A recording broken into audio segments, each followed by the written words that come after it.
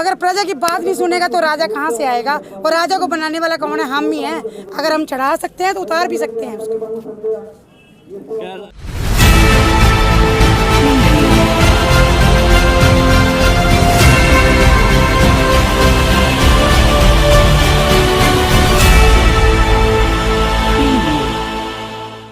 स्वागत है आपका हल्ला बोल पर। मैं हूं आपके साथ निशा खन्ना। 3 कृषि बिलों की कहानी को लेकर लगातार धरने, प्रदर्शन और विरोध हम देखने को मिल रहा है। लेकिन बात करूं अब जो फसल है खराब होने के लेकर है, किसान अलग अलग तरह से है जो अब मुआवजे की मांग कर रहे हैं। तो उसी के चलते कल सिरसा के लघु सचिवालय में किसान सड़क पर लघु सचिवालय के बाहर ही किसानों ने धरना लगा दिया था और सरकार को स्पष्ट शब्दों में है जो चेतावनी भी दी थी। 5 नवंबर तक का है जो समय दिया है।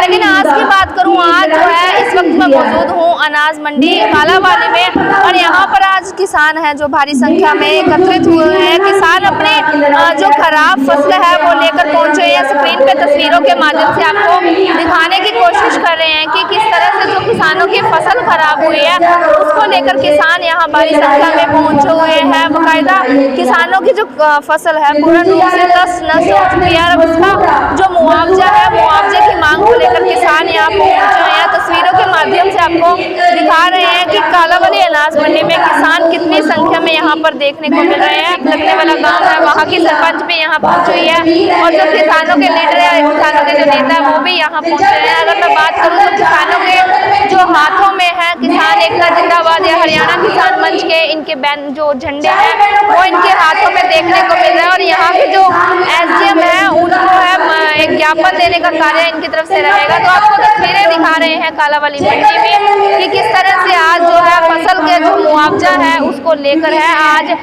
मंडी के अंदर ये लोग इकट्ठे हुए हैं। यहाँ से जो यहाँ के SDM है उनसे मिलने का कार्य करेंगे। तो आप हमारे साथ जुड़े रहिए, आपको दिखाएंगे तस्वीरें किस तरह से क्या कुछ मांग होती है और इनकी तरफ से रहते हैं।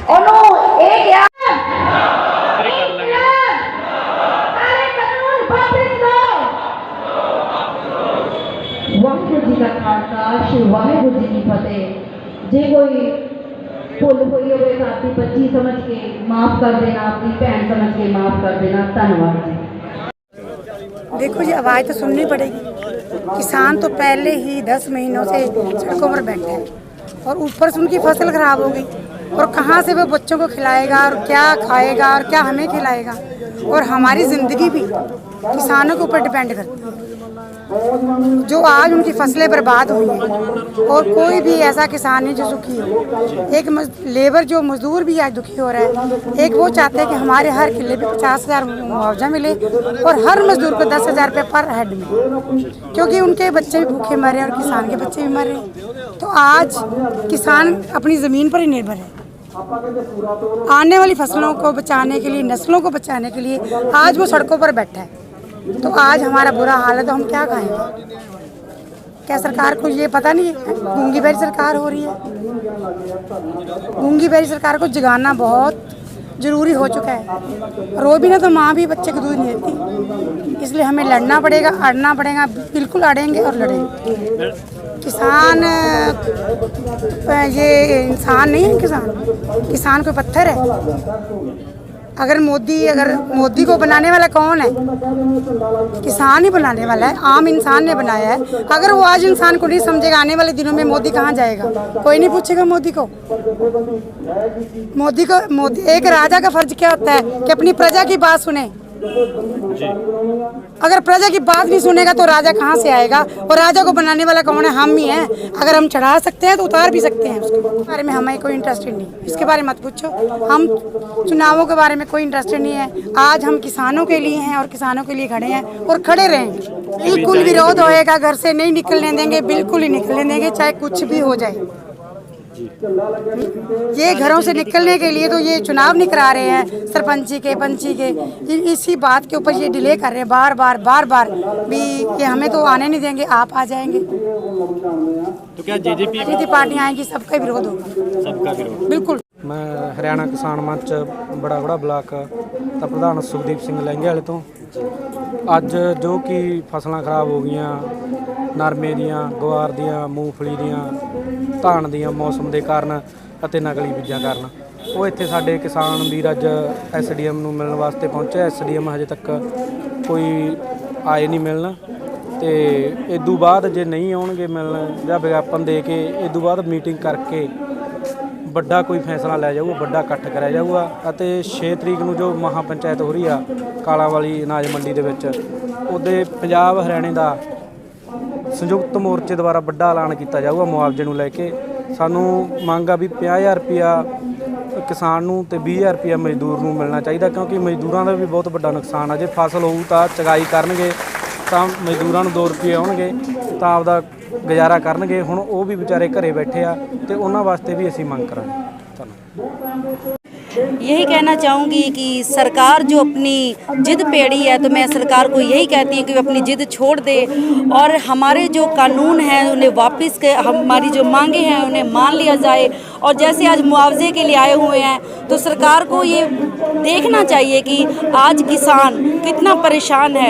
सरकार को क्या जरा भी भनक नहीं लगती इस बात की? विदेशों में दौरे करने जा रहे हैं, क्या इस बात का उन्हें कोई है अफसोस नहीं है कि यहाँ पे जो किसान है, मजदूर है, वो आम जन जो परेशान हो रही है, उनका परेशानी का जो कारण बन रहा है वो एक सरकार बन रही है। तो मैं बार बार यही सरकार से अपील करती हूँ कि जो हमारी डिमांडें हैं, जो हमारी मांगे हैं, जो काले कानून हैं, इसे रद्द किया जाए। हमारी डिमांडें मानी जाए, हमारे सारे जो काले कानून हैं जो उन्हें रद्द किया जाए। तो आज जो मुआवजे के लिए हम आए हुए हैं, तो हमें हमारी फसलों का मुआवजा दिया जाए। और मैं यही कहती हूँ सरकार से बार बार जी। ਵੇਖੋ ਅਸੀਂ ਇੱਕ ਵਾਰ ਤਾਂ ਜਿੱਦਾਂ ਆਮ ਮੰਗ ਪੱਤਰ ਦਿੰਨੇ ਆ, ਪਰ ਅੱਜ ਜਿਹੜਾ ਮੰਗ ਪੱਤਰ ਦੇਣਾ ਆ ਉਹ ਅਸੀਂ ਇੱਕ ਖਾਸ ਵਜ੍ਹਾ ਆ। ਅਸੀਂ ਇੱਕ ਟਾਈਮ ਬਾਉਂਡ ਕਰਾਂਗੇ ਜਿਹਦੇ ਵਿੱਚ ਅਸੀਂ ਇੱਕ ਵੱਡਾ ਐਕਸ਼ਨ ਕਰਾਂਗੇ। ਮੰਗ ਪੱਤਰ ਦੀ ਸੁਣ ਲਓ। ਆ ਕਾਲਾਂਵਾਲੀ ਹਲਕੇ ਦੇ ਵਿੱਚ ਰੁਲਦੂ ਰਾਮ ਪ੍ਰਦੀਪ ਕੁਮਾਰ ਆੜਤੀ ਕਾਲਾਂਵਾਲੀ, ਇਹ 22/9/2021 ਨੂੰ ਸਾਡੇ ਮਨਪ੍ਰੀਤ ਸਿੰਘ ਪੁੱਤਰ ਰਾਜਵੰਤ ਸਿੰਘ ਹੈਬੂਆਣੇ ਤੋਂ ਇੱਕ ਐਪਲੀਕੇਸ਼ਨ ਦੇ ਕੇ ਗਏ ਵੀ ਇਹਨਾਂ ਨੇ ਕਣਕ ਵੱਧ ਤੋਲੀ, ਲੇਕਿਨ ਐਸਡੀਐਮ ਕਾਲਾਂਵਾਲੀ ਨੂੰ ਦਿੱਤੀ ਹੈ, ਲੇਕਿਨ ਇਹ ਮਿਲੀ ਭੁਗਤ ਪ੍ਰਸ਼ਾਸਨ ਨੇ ਕਰਕੇ ਹਾਲੇ ਤੱਕ ਕੋਈ ਕਾਰਵਾਈ ਨਹੀਂ ਕੀਤੀ। ਮੈਂ ਐਸਡੀਐਮ ਨੂੰ ਤੁਹਾਡੇ ਚੈਨਲ ਰਾਹੀਂ ਇਹ ਵੀ ਪੁੱਛਣਾ ਚਾਹੁੰਦਾ ਆ ਵੀ ਆਹ ਮੰਗ ਪੱਤਰ ਦੇ ਦਾਂਗੇ, ਸਾਨੂੰ ਕੀ ਆਸ ਆ? ਜਿਹੜੀ ਪਹਿਲਾਂ ਕਾਰਵਾਈ ਪਾਉਣੀ ਚਾਹੀਦੀ ਸੀ, ਜਿਹੜੇ ਸਾਡੇ ਕਿਸਾਨਾਂ ਦੇ ਇਹਨਾਂ ਕਣਕ ਵੱਧ ਤੋਲੀ ਆ, ਉਹ ਕਣਕ ਦਾ ਮੁਆਵਜ਼ਾ ਜਾਂ ਉਹ ਆੜਤੀ ਦਾ ਲਾਇਸੈਂਸ ਕੈਂਸਲ ਜਾਂ ਉੱਤੇ ਕੋਈ ਕਾਰਵਾਈ ਕਿਉਂ ਨਹੀਂ ਕੀਤੀ? ਜਦੋਂ ਸਾਨੂੰ ਸਰਕਾਰ ਕਹਿੰਦੀ ਵੀ ਐਸਡੀਐਮ ਤੱਕ ਜਾਓ, ਅਸੀਂ ਗਾਂਹ ਜਾ ਨਹੀਂ ਸਕਦੇ, ਲੇਕਿਨ ਇਹਨਾਂ ਚੀਜ਼ਾਂ ਤੇ ਕਾਰਵਾਈ ਅਸੀਂ ਪੁਰਜ਼ੋਰ ਤਰੀਕੇ ਨਾਲ ਕਰਾਵਾਂਗੇ। ਔਰ ਥੋੜੀ ਦੇਰ ਬਾਅਦ ਅਸੀਂ ਸਾਰੇ ਬੈਠ ਕੇ ਕੋਈ ਜਿਹੜੀ ਅਗਲੀ ਰਣਨੀਤੀ ਆ ਉਹ ਬਣਾ ਕੇ ਅਸੀਂ ਦੱਸਾਂਗੇ। आपने आज जाना था एसडीएम को मिलने के लिए, ज्ञापन सौंपने के लिए, लेकिन उसके पहले जो एसडीएम यहाँ से चले गए। ਦੇਖੋ ਐਸਡੀਐਮ ਵੀ ਸਰਕਾਰ ਦੇ ਬੱਦੇ ਹੋਏ ਆ, ਇਹ ਕੋਈ ਜਨਤਾ ਦੇ ਸੇਵਕ ਨਹੀਂ ਹੈਗੇ। ਜਨਤਾ ਦੇ ਸੇਵਕ ਹੁੰਦੇ ਤੇ ਇੰਨੇ ਲੋਕ ਜਿਹੜੇ ਕੱਲ ਪਰਸੋਂ ਦੇ ਕਹਿਣ ਡਏ ਆ, ਟਾਈਮ ਦਿੱਤਾ ਹੋਇਆ, ਇਹਨਾਂ ਨੂੰ ਬੈਠੇ ਹੋਣਾ ਚਾਹੀਦਾ ਸੀ।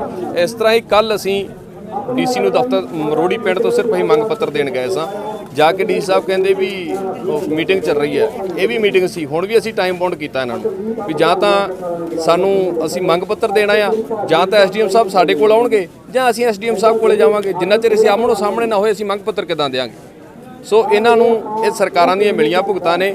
ਇਹ ਲੋਕਾਂ ਨੂੰ ਕਮਲਿਆ ਬਣਾਉਣਾ ਚਾਹੁੰਦੇ ਆ, ਲੇਕ ਸੂਝਵਾਨ ਲੋਕ ਨੇ, ਇਹ ਕਮਲਿਆ ਨਹੀਂ ਬਣਨਗੇ। ਹੁਣ ਇਹ ਸਰਕਾਰ ਦੀ ਧੌਣ ਤੇ ਗੋਡਾ ਰੱਖ ਕੇ ਮਨਾਉਣਗੇ।